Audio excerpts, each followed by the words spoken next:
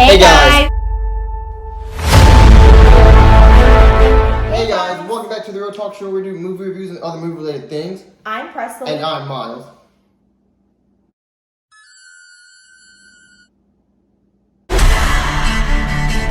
Alright, so Halloween Kills, starring Jamie Lee Curtis as Laurie Strode.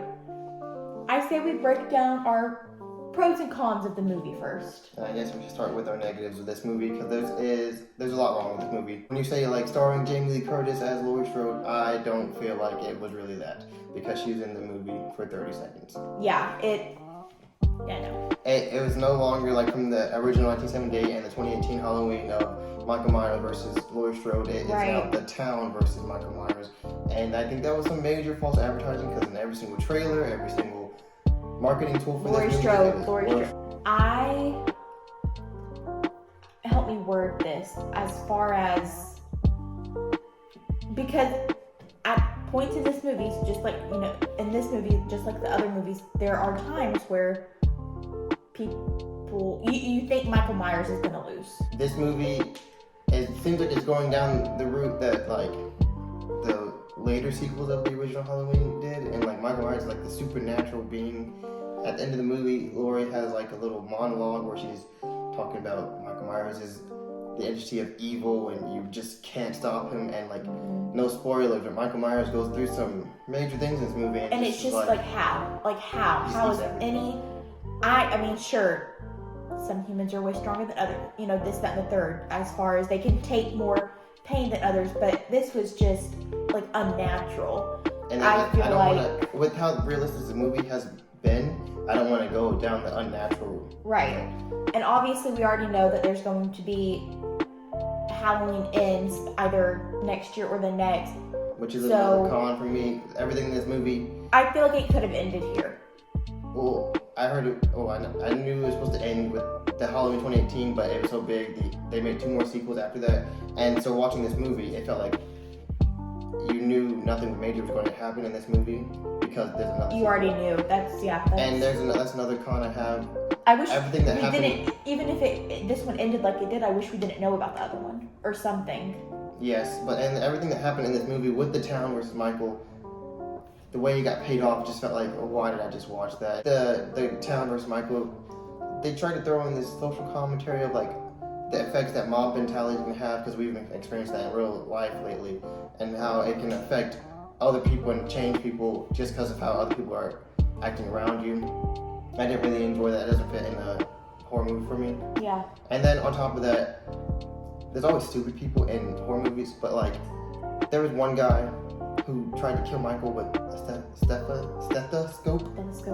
And even Michael was just like, you idiot. What are you doing? Like the little flimsy thing that the doctors have on their necks. Because if I'm not mistaken, I think he also had a gun. Yes, he did have a gun. Like, and he chose to choke Michael with, like, what are you doing? And it's like every movie's gonna have those scenes where someone's running and you're just waiting for them to fall. You're just waiting for them to fall. Just stuff like that. But I mean, I feel like those are the main cons of the movie. Let's bring in some positives.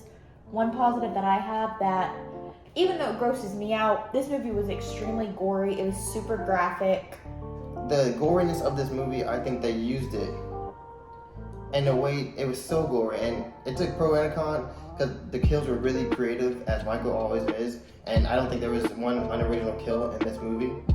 But like, I think they used some of the gore to cover up that they didn't really have much of a plot in this movie. Like they used the gore to compensate for it not being the best. But I will say, Michael is a hunter, and Michael, he was mad because he lost to Laurie in the last movie. Even though he wasn't hunting Laurie in this movie, he did not care who you were dying in this movie in the most brutal fashion. Right. But he did something that I loved in this movie, because Michael is such a hunter. After he killed a guy in this movie, this person had a collection of knives, and he picked out a knife. No spoilers. Picked out a knife, didn't like it, stabbed the guy, and did it like 5 or 6 times until he found the perfect knife that he wanted, and then he walked away. Yeah. And then Michael set up the trophy, like after he would get a kill, he would set them up in the way he wanted because it was his trophy, and that's just the Michael Myers touch that I love. Like Miles, we were talking about it earlier.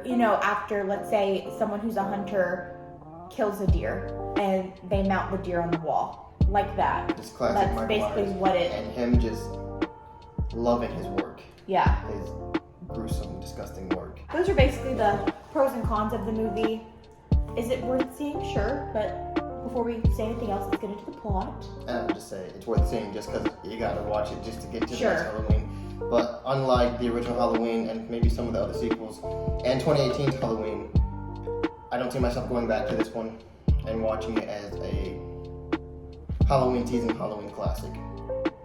But to the plot, Michael Myers, it takes place on the night of Halloween 2018. Yes, so literally picks up from the movie that came out in 2018. And Lori and her daughter and her daughter's daughter are driving away to the hospital because Lori got stabbed. First responders go to calm the fire down at Lori's house, and Michael is alive, and he mutilates all of them, Yes. destroys all of them, Yes. in every possible way you could think of.